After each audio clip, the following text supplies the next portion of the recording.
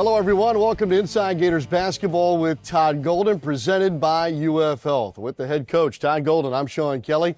The Gators are rolling again, 18-6 now overall, first place in the SEC at 9-2, and winners of 4 straight. Coach, we just keep talking about wins. I enjoy these conversations. Congratulations on 2 big road games here since we last visited. Yeah, thank you. It's definitely better talking about wins than the alternative. And, you know, our last 2 games, I feel like we've played really, really well.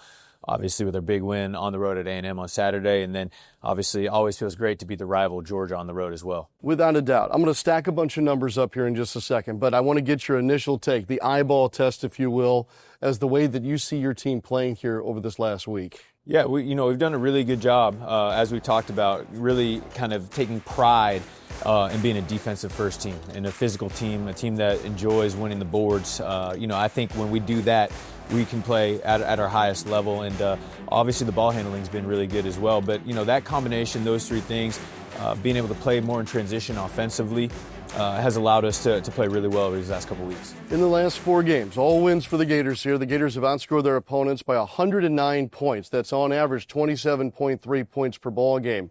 3 of the 4 wins are on the road. And in those road wins, the Gators are holding their opponent to about 30% field goal percentage on another team's home floor. Coach, some of that is maybe some cold shooting on their part, but this is now a body of work that says you're defending the other team's field goal percentage both in and out of the arc. Yeah, maybe a little bit, but I do think we've done a really good job disrupting and setting the tone on the defensive end, making teams take the shots we want them to take when they're inside the paint, making sure we're contesting them at a high level without fouling.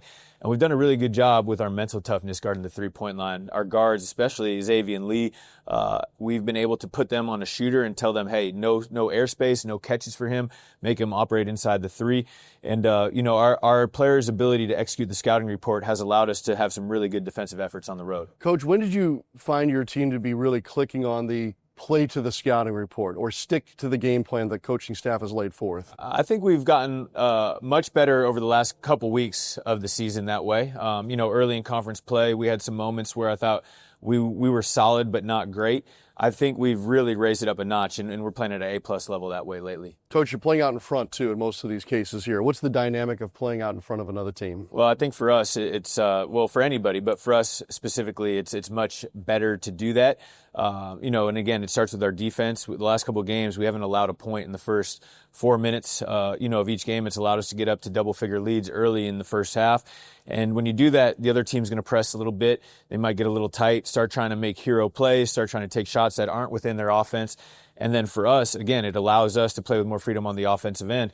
And, not only have we been able to get out to these big leads, but we've been able to hold on to them as well. Ruben Chinyelu is a rebounding machine. He's now number 2 in the country overall in rebounds per game. He's number 1 in the SEC and has 14 double-doubles on the season. The Gators are undefeated when Ruben has a double-double. Coach, he did it again last night against the Georgia Bulldogs. And it's almost as if when I say the Gators rebound the basketball on the broadcast, just assume it's Ruben, otherwise I'll let you know. He had 20 last night. Well, it felt that way. And again, early on, we did a great job defensively. I think we held them to 5 makes out of their first 23 field goal attempts. And to your point, it did. It felt like every time they missed a shot, that it was Ruben skying up above everybody else, getting 2 hands on the ball, coming down on balance and getting that quick outlet to the guard that allowed us to play in transition. But when he cleans up the glass like that, oh, man, it makes us a much better defensive team. And dynamic now, it's starting to evolve with the Gators, too, is other guys stepping up when needed. Thomas Houck is clearly the best player on the floor in most every game we've watched now, but had a subpar scoring performance at Georgia. All that did was open the door for a great game from Xavier and Lee and Boogie Flan. Those 2 combined for a big number, north of 20 points combined. The 3-pointers were falling for those guys. Coach, are you starting to see comfort level there or guys able to fill gaps when needed? Yeah, I think both those guys specifically have done a really good job over these last couple of weeks. They've been a huge part of our success. And it's great, to see them be able to produce offensively and start getting the recognition they deserve. A lot of the times, our front court, Tommy, Kondo, Ruben are the guys scoring a lot of the points. And those guys, kind of the unsung heroes, putting them in the right spot, making sure we value the basketball, get shots every time down the floor, and guard their yard. Last night, they stepped up and scored the ball when we needed it the most. How good has Urban Klavjar been here lately? He's been playing incredibly well. And not only him, I look at Mike and Zay Brown in our bench and the lift they've given us. I think last night, another great example, going on the road against Georgia. We're up 16 at halftime, come out of the half, and we're not playing well enough defensively. We get all three of those guys in the game, going a quick 6-0 run, really stymie their push, and it allowed us to extend the lead back out again. And Klavjar's 52% from three-point in these last 4 games, all wins here for the Gators. Coach, you're getting interviewed more and more. You're visiting with different members of the media. You and I have our regular discussions. In this recent stretch, what's the unsung thing here? What's the aspect of your team that perhaps is not getting the conversation that maybe it should? Well, I think, again, we've had incredible well-rounded performances from everybody that's been playing. Early on in the year, we would have some guys have great games, but then we'd have other guys that were just okay and some guys that weren't good enough. And that allowed us to fall short in some of those really good contests. But now, again, we're playing 8, and all 8 of those guys are contributing in a big way to our wins. And I think when you have no drop-off when the bench comes in, that's really unique, and that's allowed us to separate. Up next with Todd Golden is presented by UF Health, and for the Gators, it's a 2-game homestand coming up. The Gators at 9-2 in conference play, alone in first place, but right behind them, the Kentucky Wildcats. They've won 8 of their last 9, and they'll be at the O-Dome to start this homestand on Saturday at 3 o'clock. Coach, what has your study about Kentucky started to tell you? Well, you hit it. They're playing really well. They've done a really good job of kind of finding their identity. Sometimes when things that you don't think will help you happen, they do in fact help you. And I think that's what's happened with Kentucky. They've had some injuries. There's been a lot of talks about Williams, Lowe, and Quaton's not playing. But to be honest, to me, it's really simplified their rotation. It's allowed guys to understand what their roles are going to be. Now they're playing 8, 9 guys, and all those guys are a lot more comfortable in their role with the consistent minutes, and they're putting their best foot forward. And you're seeing a team that's really starting to gel at a good time. Coach, you've got 2 teams kind of on a collision course here, both with high confidence levels right now. What can be a separator when you have that kind of a dynamic?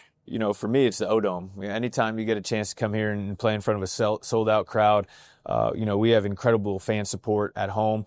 And we got to make sure that we come out being the harder playing team as always.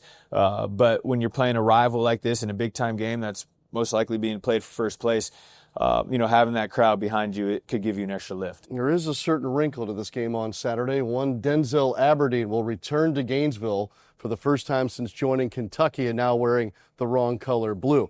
Coach, how will you handle that personally? And then what is the dynamic of going against a guy that was a part of a national championship? Yeah, we got a little kind of appetizer of it last year playing against Riley Kugel of Mississippi State, a guy that had been in our program for a couple years that we knew very well, going over to the other side. Obviously, this one's probably the main course with Denzel being a contributor on our national championship winning team, going to an arch rival in the NIL era. But to be honest, we're not going to treat him any differently than we treat any guy in the scout. Denzel's having a very good year. He's doing a good job for them. We've got to be mindful of that. He's done a great job shooting the basketball. We got to run him off the three-point line. And my hope is, again, the crowd gives us a little extra support when we play against him on Saturday. I was going to say, how do you think the crowd should and how will they react to him? I'd imagine, he's going to hear some noise from the crowd. I think, they appreciate loyalty here at Florida and they want guys to be around here for a long time. And I anticipate that they'll keep it clean but I, at the same time, let them know that they don't necessarily like seeing him in that blue. Aberdeen's not the only former national championship Gator that will be in Gainesville this weekend. Walter Clayton Jr. and Will Richard also scheduled to be in town as they're on the All-Star break right now. Coach, with the exception of Elijah Martin, you'll have just about everybody back from the national championship team come Saturday afternoon. Are you able to take that in at all? And does it mean anything to you since they haven't all been together since basically the White House? Yeah, I mean, it's going to be awesome to have those guys back. And I know Elijah really wanted to be back as well. He has real games that he has to play in an All-Star weekend, which is a credit to the season he's having. But Walt and Will, incredibly excited to get back. And it's going to be awesome. Hopefully, we can find a way to become victorious on Saturday so we can enjoy that together. But it means a lot to us that, these guys get a couple of days off in the middle of a grind of a season and they want to come back and spend some time with us here in Gainesville. All right, just a couple of Todd Golden notes here. That win against Georgia proved to be the 5th straight SEC road win of the season and the longest such streak under Todd Golden.